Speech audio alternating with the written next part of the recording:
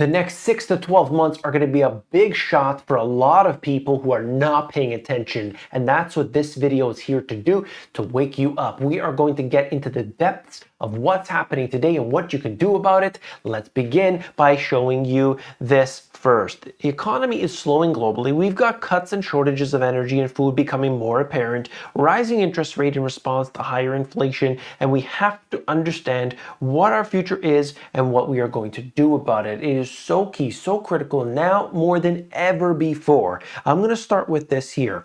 L. Arian warns economic accident would precede any central bank pivot. What's he saying is that basically in order to have the central banks come in and start to decrease interest rates, which of course would make stocks potentially and other risk assets go up, we need to have a crisis, a major crisis. It's not simply a matter of, maybe today we're going to reverse. There has to be an event. And we've already seen what's happening with Credit Suisse as well as Deutsche Bank. Their stocks are plummeting fast. The credit default swaps, basically bets on is this or that going to fail, have started to soar like crazy as well. So we can see a potential, they love to use this term, Lehman moment.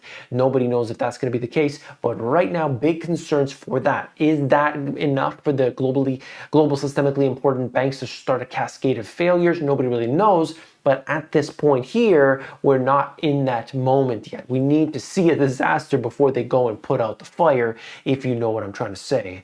Okay, that's just one thing. Now you can look around the economy and you start to see things coming down. There is a deceleration, a slowdown. This is a couple examples. Shipping cost slump. If you were watching the previous video to this one, I talked about my personal experience moving stuff. When you're moving big shipments, you start to learn about what's happening. You're talking with the suppliers, you're getting all the freight costs and information about that. So I showed you that or talked about that, and then I actually give you the data behind it, and we can see that whether we're moving stuff to Europe or whether we're moving stuff to US, it's always sort of similar here in this case, and that is that prices have come down. We're not back to the 2019 levels, but certainly come down quite a bit. Weak demand, when you look at manufacturing, barely grew while services slowed.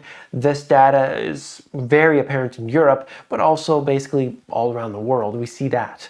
Here we have something big, okay? Now you may have already heard of this, but I wanted to break it down here really quickly. France's Total Energies spots unusual drone flying near North Sea oil field.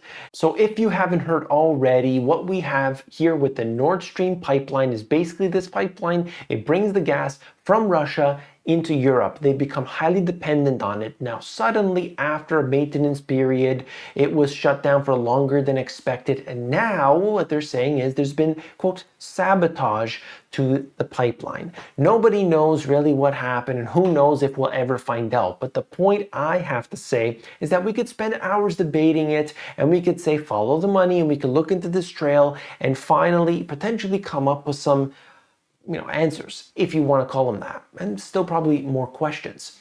But instead, what we should be looking at is what are we going to do about it as individuals, for ourselves, for our families, and we'll talk more about that in the end here. Acts of sabotage. The explosions off the Danish island of Bornholm in the Baltic Sea damaged 2 Nord Stream gas pipelines on Monday are as spectacular as they are mysterious and have raised fears of a further escalation in the face-off between the West and Russia. So we can look at this all day long, but understand what's going on here. This is going to put additional pressure on Europe particularly. They're going to be paying much higher prices. We have this. Europe faces supply gap in the year 2023 to 2025 if Russia cuts gas supplies. That's already happening here, as you can see it, whether it's happening intentionally or not. It doesn't matter. The people involved are going to be paying higher prices. We need to establish what's happening, and then what are we going to do about it?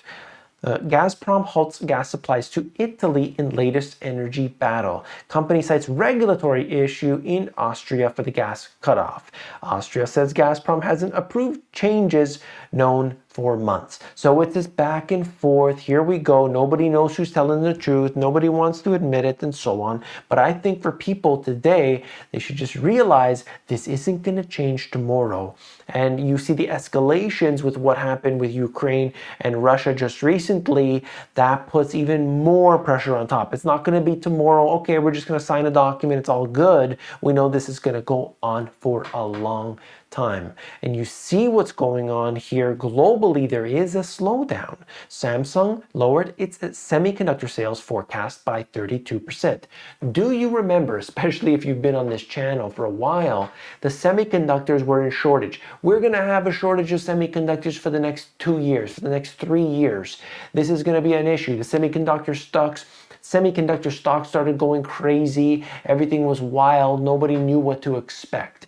The actual components, by the way, neon, which is used in the making of semiconductors, 50% of that comes from Ukraine. So it was throwing everything off.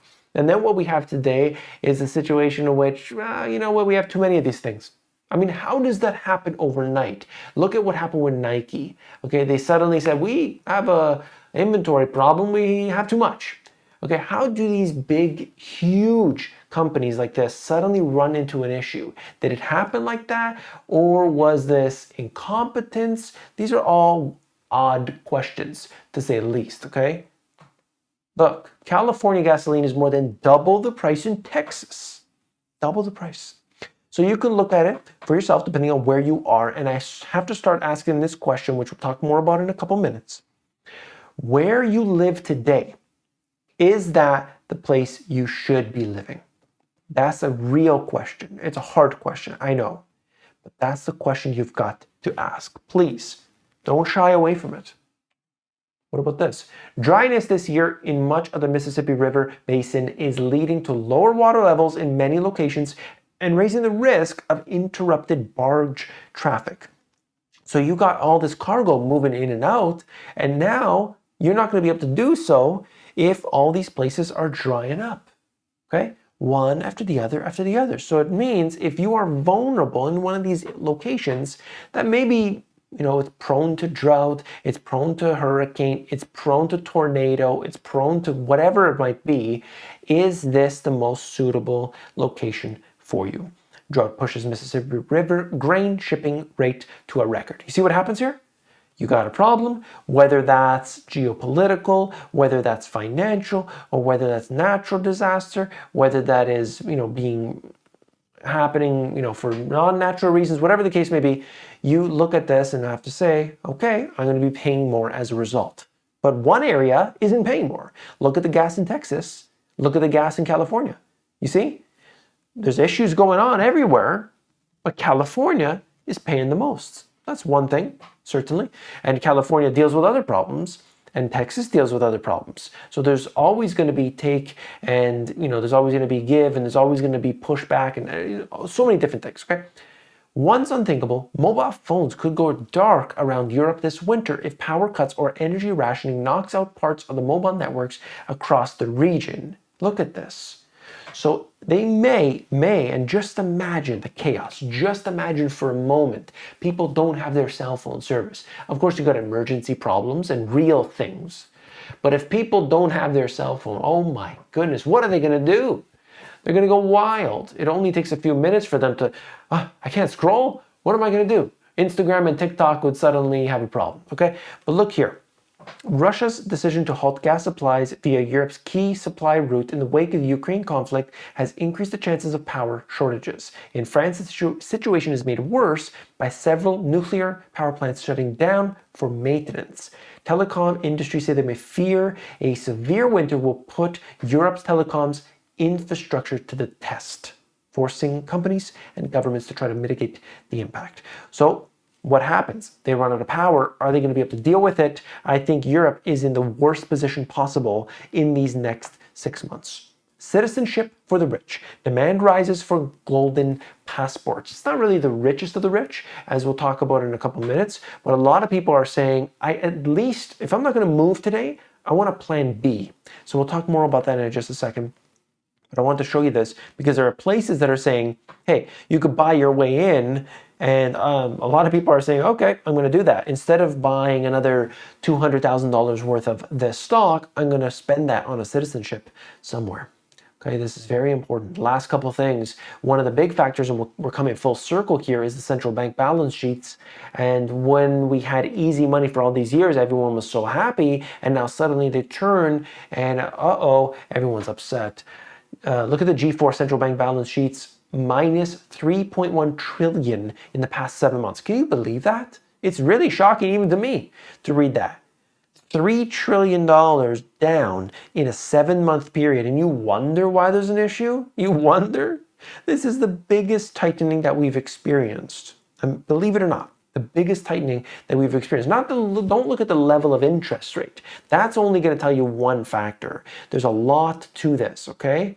We have this, huge, huge. Federal Reserve officials are getting increasingly worried about financial stability as opposed to inflation as higher rates have begun to crush bonds. Several big investors tell me Fed growing worried about a possible Lehman moment with a 4% Fed funds rate as bonds and derivatives tied to them crash, given the enormous debt issued just in the past 3 years at super low interest rates. A Fed watcher told me that the UK intervention was not a one-off and that the same systemic risk could happen here, which could cause the Fed to pause. Not only pause, but they'll pause for a moment and then they'll reverse course real fast.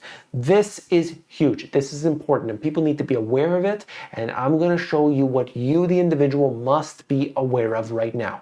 So here we have inflation. The question is, what can I do? And we're going to break that down right here. Don't focus on attempting to speculate on the cause of a problem. Rather, what you will need to do as a result. If you're there, you're always working now. You're always going to say, this is the problem. That's the problem. That's why it's happening. That's why it's happening. Instead, we should say, what can I do? What can I do? Whenever I personally have a problem, whenever I have an issue, whenever I have an internal feeling, I say, okay, buddy, what are you going to do about it? And I get real with myself and I say, what are you going to do about it? And get on it now. Stop, procrastinating and get on it now. Just do it.